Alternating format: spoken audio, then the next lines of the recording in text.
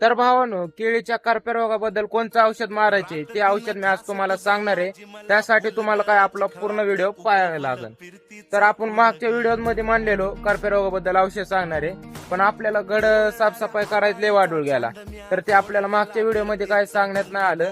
तर आपण ते औषध आज मारणार आहे. त्यासाठी तुम्हाला काय पूर्ण व्हिडिओ बघायला लागेल. तर आपण करप्या रोगाबद्दल किती औषध लवकर मारेन तेवढं आपल्याला काय फायद्याचं आहे. कारण किती पिवळी पानं होते आणि ते आपल्याला तोट्याचे, कारण पिवळी पानं पडल्याच्या नंतर ती काय वाळूनच जाते.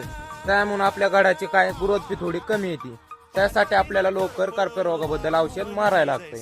तर हे करप्यासाठी पहिलं औषध मीडिया आणि रिफ्लेक्ट टॉप आहे बघा. हे 2 बॉटल्या.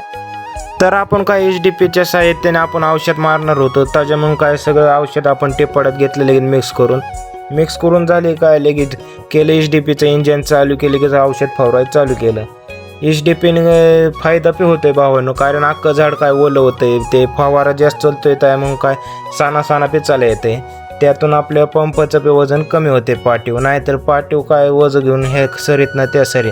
मोठी बाग असल्या काय HDPचं आपल्याला काय परवडतंय. मग काय बारीने मारायला लागत होतं, कारण बाग मोठी असले म्हणून काय हात लगेच अवघडतो, त्याच्यामुळे काय बारीने आपल्याला मारायला लागत होतं. औषध मारून झाली काय पहिलं चांगलं हातपाय तोंड धुवायचं, नाहीतर काय केळीचं औषध आहे काय झेलच औषध असतात म्हणून म्हणतोय.